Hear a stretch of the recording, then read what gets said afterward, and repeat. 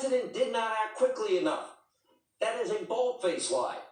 Let's look at the truth that nobody else will report, and we have an actual timeline, and you can follow along at home. It's like follow the bouncing ball. Now, this officially started, believe it or not, on December 30th, 2019, not that long ago.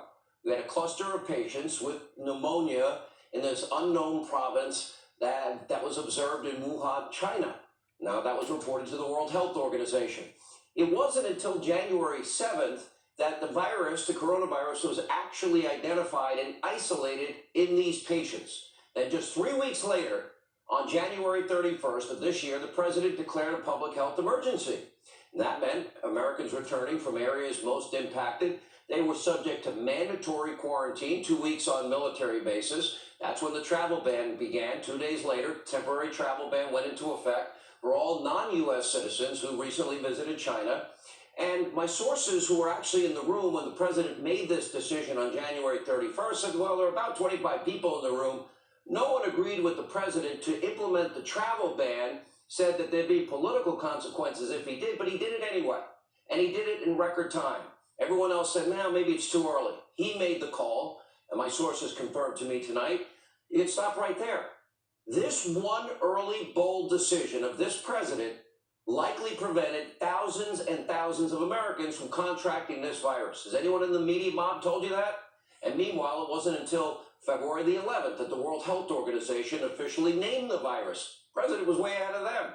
Now, a task force led by Trump's number two, Vice President Pence, is underway. It is filled with America's top scientists. So far, thankfully, less than 10 people in the country have died from this virus.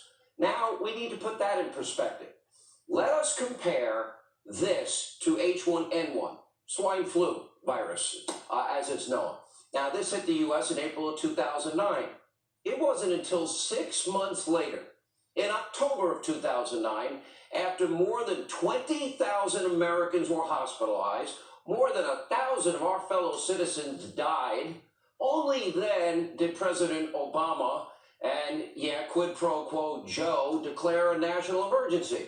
After 20,000 of our fellow citizens hospitalized, more than 1,000 dead Americans. Now, do you remember at that time anybody in the media stirring up the type of hysteria as they're doing now? Do you remember the end of days predictions? Did the stock market tank because of all the reckless lying and fear mongering? That did not happen in 2009. In fact, the market went up as swine flu cases mounted. Pretty interesting. A tale of two presidents. On the one side, you got Obama, Biden.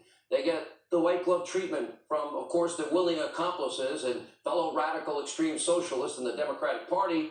On the other side, the mob in 3 weeks bludgeons President Trump, weaponizing this virus to destroy him politically. One person at Yahoo News even suggesting this could be Trump's Katrina. The Washington Post also openly wondering if it would become Trump's Katrina. New York Times hack Paul Krugman actually cheered. How do you cheer when we're losing money, when the stock market fell? 25,000. New York Times editorial. New York Times said this is the Trump virus, writing, if you're feeling awful, you know who to blame. By the way, as President Trump was literally reacting in record time, what were the Democrats doing to prepare this country for the pandemic at the end of January and early February? Well, they couldn't be bothered. Why? Because they were all consumed with their impeachment, conspiracy theories, hoax, and witch hunt. Now, the final vote didn't take place on impeachment until February the 12th, nearly 2 weeks after President Trump acted decisively with an aggressive plan, frankly unprecedented, to stop the spread of the coronavirus when he had his travel ban put in place. He did all of this while he was being impeached. And when the president put in place the travel ban, at that time, that guy, quid pro quo Joe, called the president's travel ban and quarantine efforts, quote, part of a record of xenophobia and fear-mongering. Oh, so many more thousands of people. How many more would have contracted the virus? We didn't quarantine people that came in from China, our citizens, for 2 weeks, and we didn't have a travel ban. Sorry, your part of the world's sick. You can't get in. He did that in 3 weeks. Biden, Obama, they waited 6 months and 1,000 people died. In 2009 and 10. Fake news CNN, what were they saying at the time with the travel ban? Well, they were promoting the potential stigma and fear that the travel ban would cause. And fake news CNN would have also been responsible if, in fact, the ban wasn't in place and thousands of our fellow Americans contracted this disease. And they'd be critical of Trump for doing that. And now the Democrats and the mob, they are just outright lying. You got NBC News, fake news CNN, MSDNC, others, Cher, Hollywood, actually claiming that the president is calling the coronavirus a hoax. No, that's another complete lie.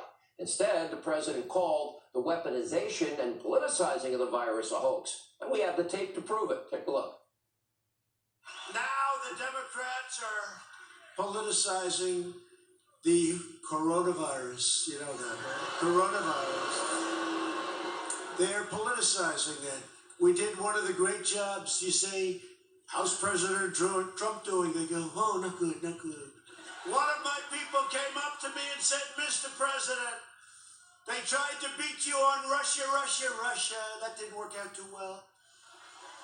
They couldn't do it. They tried the impeachment hoax.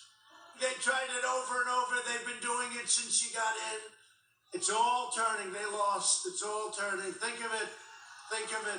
And this is their new hoax. The president didn't call the virus a hoax. No, he put in place quarantines and he put in place a travel ban. But the mob and the media, why would they ever let facts get in the way of a good anti-Trump smear, which is all they've been doing for 3 years? Take a look. Just tonight at a rally, he went a step further and called the coronavirus a hoax. This is the same president who referred to the coronavirus as a hoax.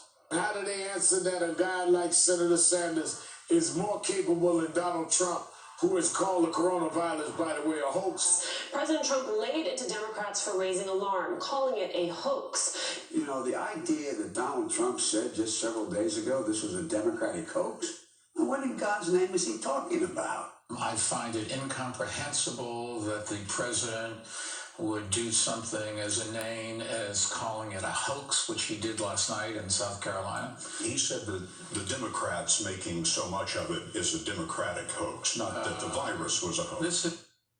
They're all lying yet again because of a political agenda, a hate Trump agenda, but not a word, not a peep in 2009 and 10.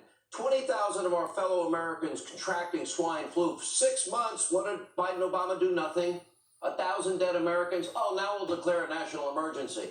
That is how corrupt and morally bankrupt your media mob has become and your Democratic Party is. Then you got late night liberal Bill Maher.